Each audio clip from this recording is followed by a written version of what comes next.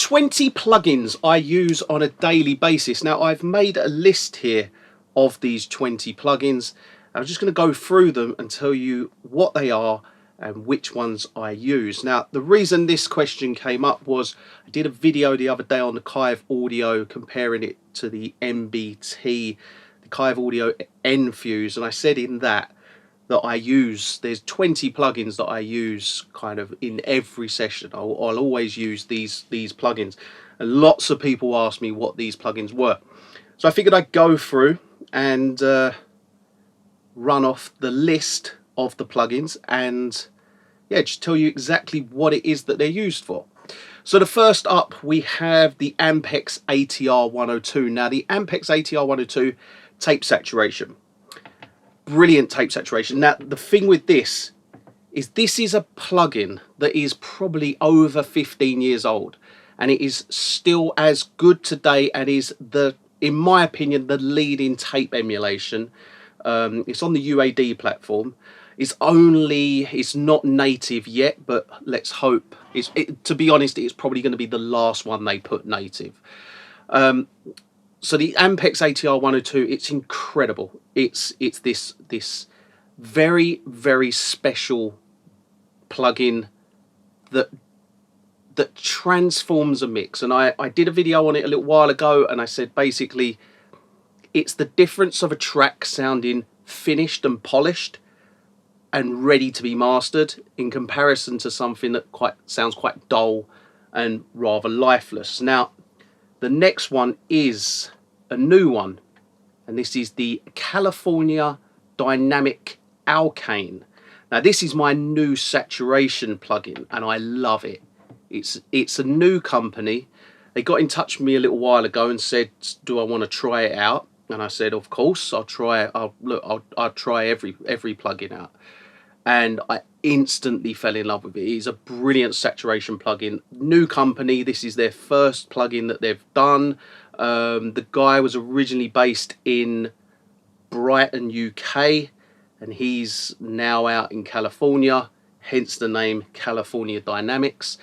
And yeah, it's a brilliant plugin. I'd highly recommend using it or at least checking it out because it's really good. Next one, Soft Tube Widener. This is the widener that I use, and it's a very good widener. You can do a lot with it.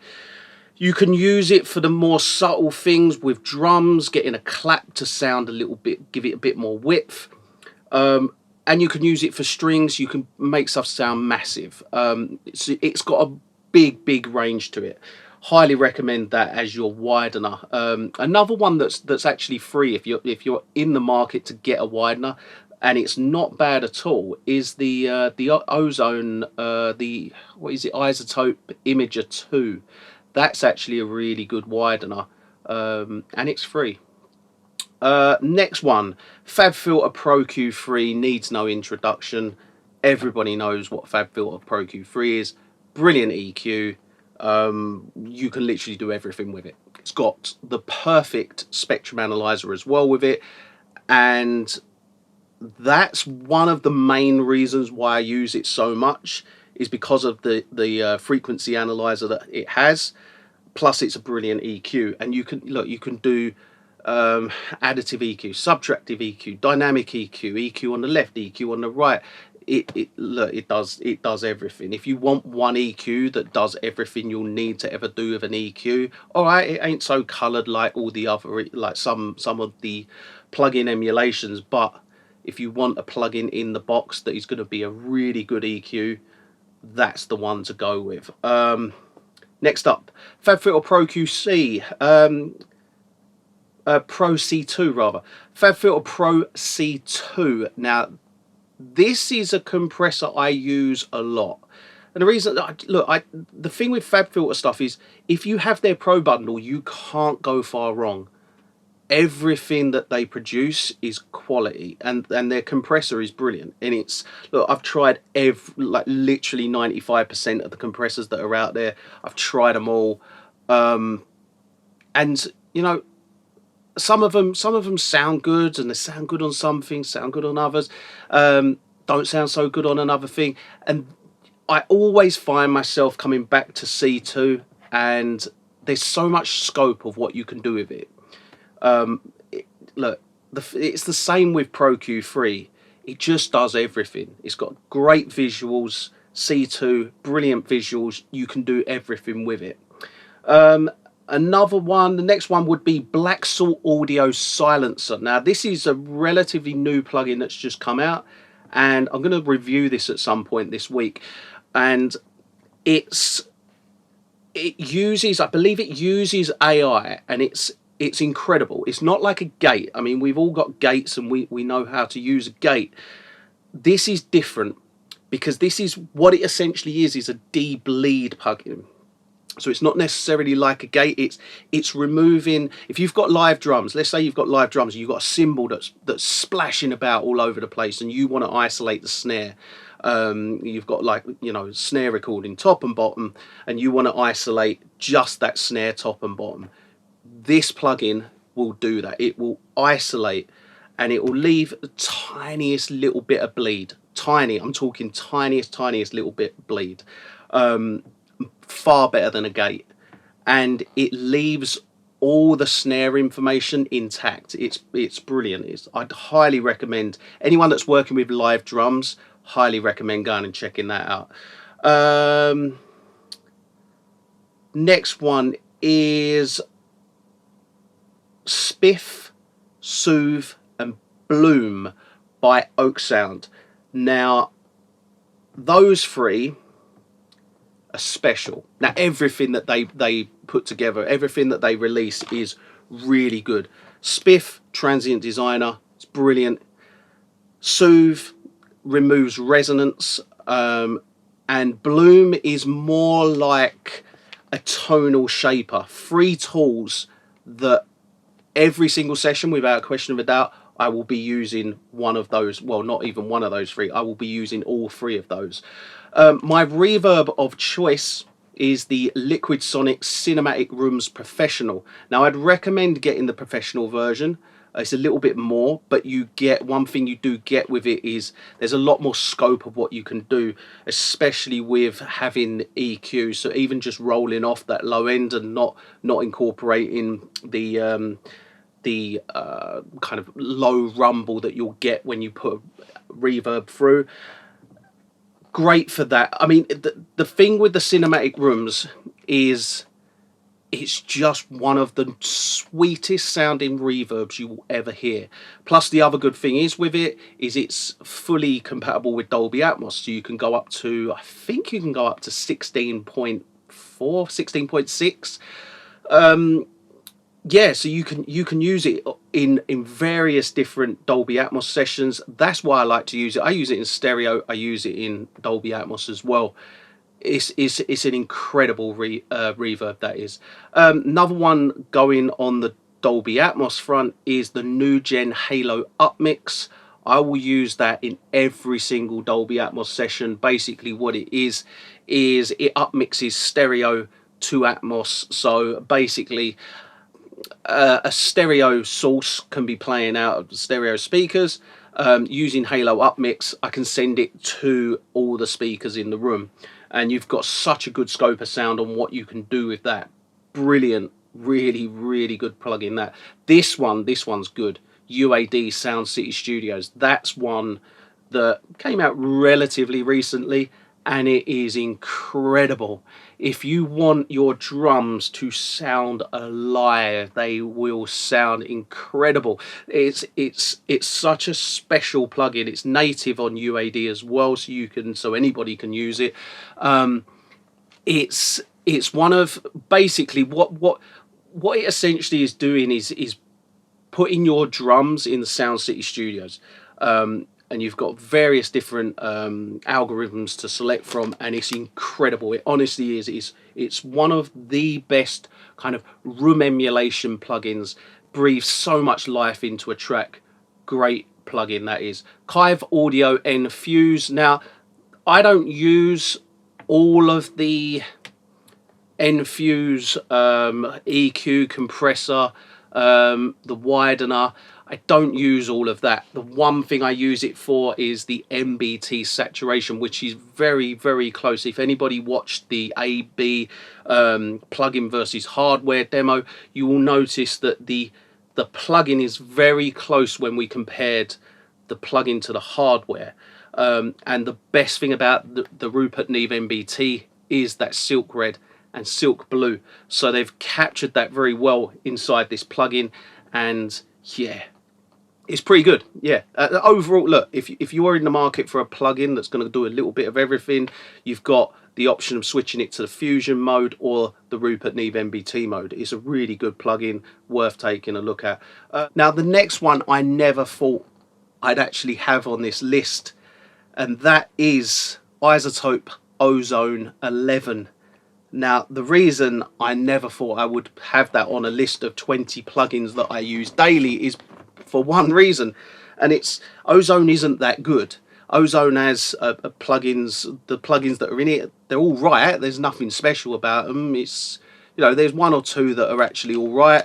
But in terms of an EQ compressor, you're better off using individual plugins and not this kind of one-stop shop with the whole all-in-one sort of mastering bundle, because it's just not, you know, that's my opinions on it. It's not that great.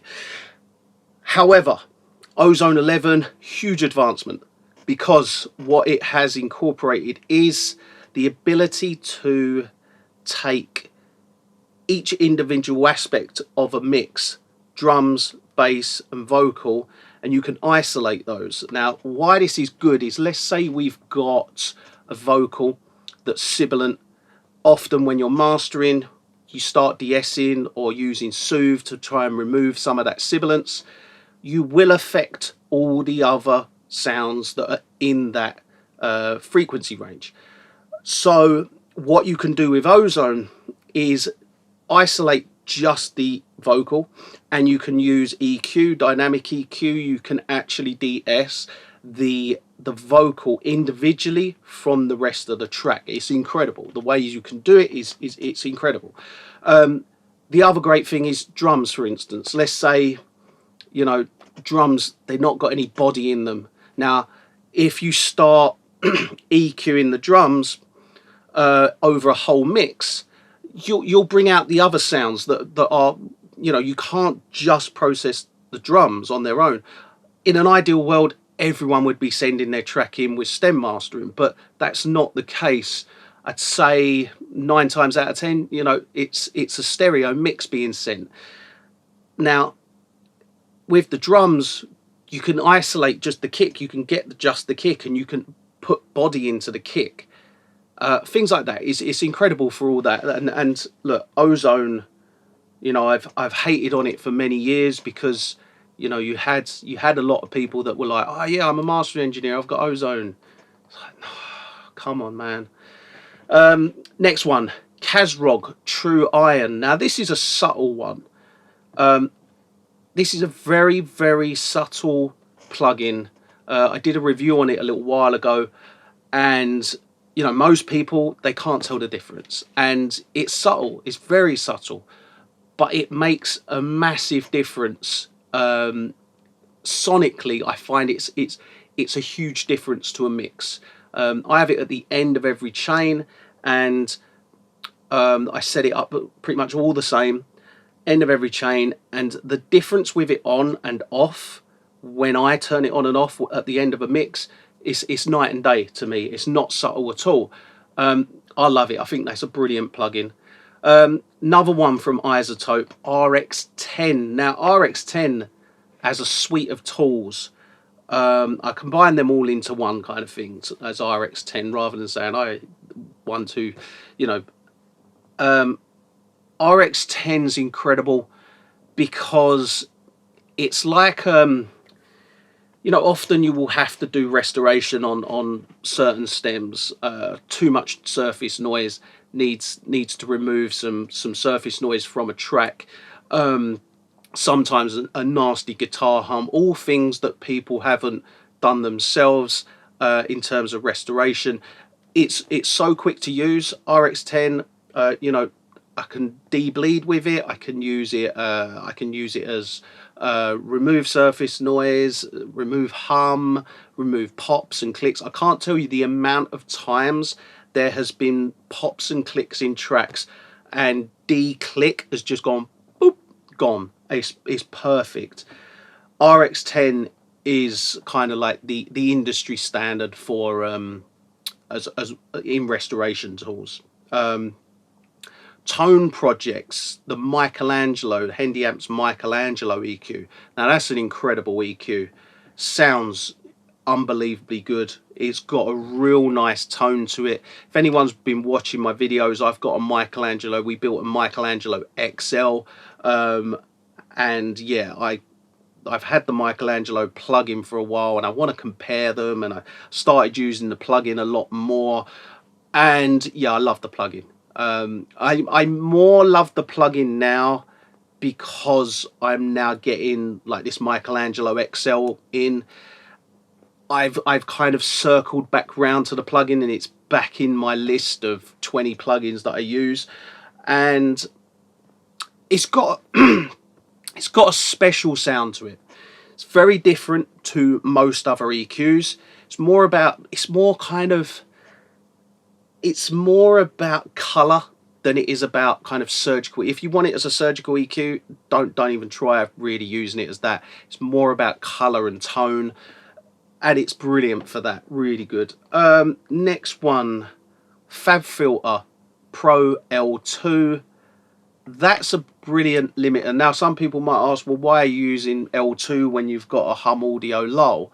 Well, even though I've got a lull, you still do need a limiter that's a digital limiter, because even after the lull, you'll still want to come back into the box, set your true peak, and Pro L2 is perfect for that.